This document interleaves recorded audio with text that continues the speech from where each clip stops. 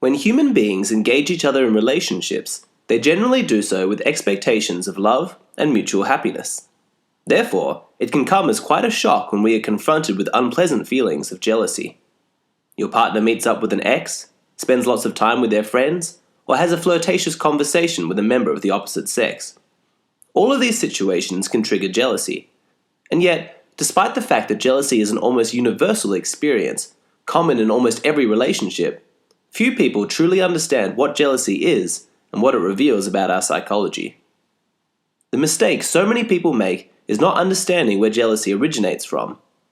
At first glance, it seems obvious that the source of your jealousy is your partner.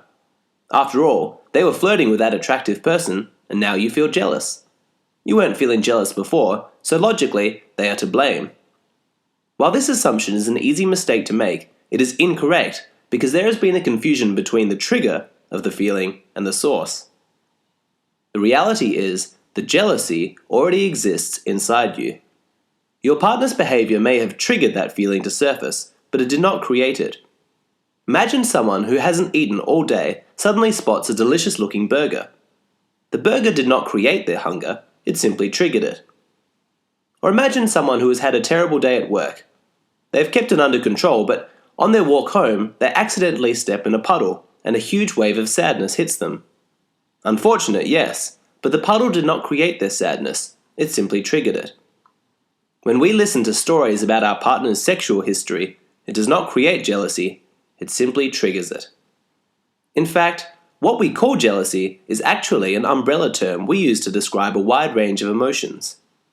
When experiencing jealousy, it might manifest as anger, sadness, shame, or anxiety. The reason these emotions are identified as jealousy is because they surfaced when you were triggered by the actions of your partner. But if our partner is not the cause of our jealousy, what is? Though it varies from person to person, by and large, the true cause of our jealousy are feelings of insecurity and low self-esteem. If you are overweight and your partner is speaking to a fit and healthy person of the opposite sex, what you think are feelings of jealousy are actually just feelings of insecurity about your body. If you feel jealous when they speak to someone smart, it indicates that you are insecure about your intelligence.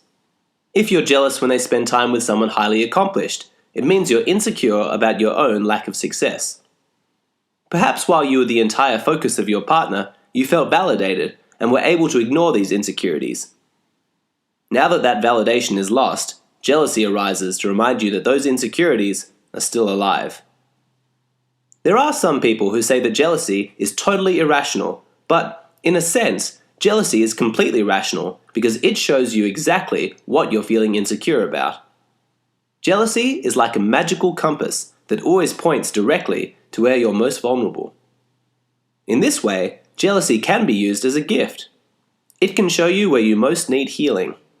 You can use your feelings of jealousy to discover where your self-esteem is lacking and then start making improvements.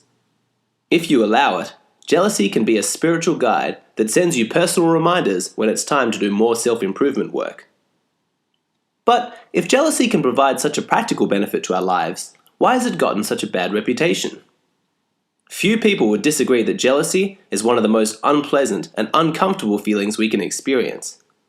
Since our brains are hardwired to avoid pain, it is no wonder that we have labeled jealousy as a negative emotion. When confronted with a feeling as unbearable as jealousy, most people would do anything to avoid it. The easiest way to escape is by taking action. Instead of feeling the jealousy, someone might lash out in anger at their partner, calling them disloyal or untrustworthy. What began as insecurity was experienced as jealousy and then angrily projected onto the other person as blame. The focus is now on their partner and away from their uncomfortable feelings. By projecting, we move these feelings outside of ourselves. In their desperation, some couples make a strict set of agreements about how each person is allowed to behave. Typical rules might be that each person is not allowed to kiss other people or spend large amounts of time with their ex-lovers. Some couples take it much further and place restrictions on even speaking to members of the opposite sex or giving each other regular updates on their whereabouts and activities when they're out. Often, these people convince themselves that all of these restrictions are okay because jealousy is a normal and natural emotion to feel when you care about someone. Occasionally, though, one partner uses that as an excuse to exercise control over their partner's activities. The fact that people would go to such extremes is the proof of just how unbearable the feeling of jealousy really is. Even if both people agree to it, strictly regulating the behavior of your partner does not indicate a healthy or trusting relationship. However, there is another option beyond these patterns of conflict or codependency. That is, using jealousy as a tool for self-improvement and working to overcome the underlying insecurities that create the jealousy. A healthy relationship is not one where both people agree to compromise and censor themselves just so their partner doesn't feel inadequate. A truly healthy relationship is one where both people communicate about their fears and mutually support each other to become their best individual selves. It might be painful in the short term, but putting in the hard work now will mean putting to rest those insecurities that give rise to jealousy forever. If you make no effort to work on yourself and frequently give in to accusations, blame, and jealousy-fueled rages, you risk losing your partner. In contrast, working on this issue will deliver more inner peace for you and a stronger and healthier relationship for you both. So where can you start? If you are constantly overcome with feelings of jealousy and you want to make a change, where should you begin? Firstly, it is important to understand that much of the pain we experience from feeling jealousy comes from trying to avoid it. Just by acknowledging your jealousy and the insecurity beneath it, you have already taken a huge step. When you have an open and honest conversation with your partner about your fears and what you're going through, you will instantly feel some relief, like dropping a burden you have been carrying. By bringing it out into the open, you lessen the jealousy's power to cause you suffering. By speaking with your partner about it, it is no longer something you have to go through alone. Throughout the process, it is important to be gentle with yourself. While we would all ideally like to be highly enlightened beings with lots of self-esteem, completely above feelings like jealousy, realize that while that might be the goal, it takes work to get there. Having fears and insecurities is nothing to be ashamed about. In fact, if you commit to working through these issues, you have shown tremendous courage and should feel proud of yourself. So, after acknowledging that you feel jealous, now it's time to really go deep into that feeling and discover what it's trying to tell you. Look at the actions from your partner that trigger your feelings of jealousy and ask yourself, why does this behavior bother me so much?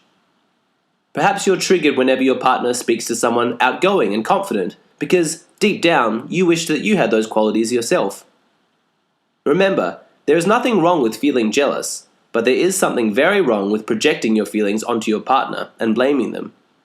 If you break up what was a harmless and innocent conversation and demand that they do not speak to them, this is unacceptable behavior because you have not taken responsibility for your own feelings.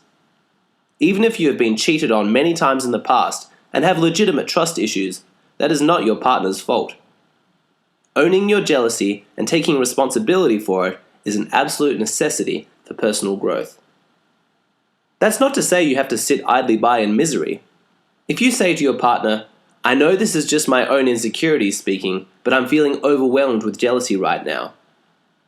I'm trying to work through it, and I'm really sorry to ask, but would you mind spending some time with me right now?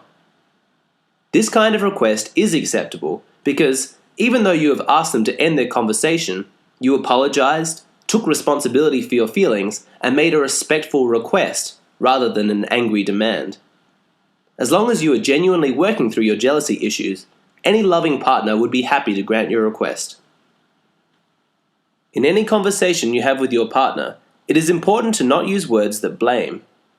Rather than, you made me feel jealous, it would be better to say, my jealousy was triggered, or simply, I felt jealous, emphasizing the fact that you have taken responsibility. If someone is codependent in their partner's jealousy and takes on responsibility for those feelings, then they have undermined their partner's progress. By accepting the blame, they reinforce their partner's habit of projection and remove their motivation to make changes. So if you are the partner of someone who is working through these issues of jealousy, remember, offer your support but never take responsibility. You might temporarily agree to restrict some of your activities that are strong triggers, like spending time with ex-partners. But if your partner's attempts to overcome their jealousy simply consists of controlling you and what you do, then they are not sincere about working through their issues, and it might be time to examine how healthy your relationship is and whether or not it has a future. That said, keep in mind that they are attempting to navigate extremely unpleasant emotions, and the occasional mistake is to be expected. When someone feels jealous, they feel exposed and vulnerable. When someone is feeling this way, it is extremely difficult for them to speak honestly about what they are going through, because that will make them feel even more exposed and vulnerable. This is why a common reaction to jealousy is anger, because it temporarily gives a feeling of being in control. If your partner is reacting to you with anger, but you know deep down that they are trying to work through it, try and see through the anger and listen to the hurt and vulnerability that's underneath.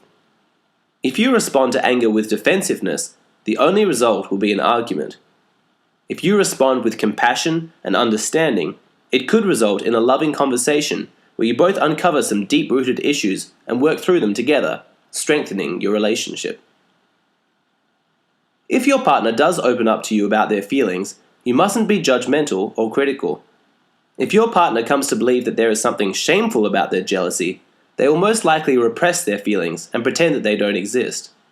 Of course, this will never work. It is also essential that you yourself are completely honest with your partner.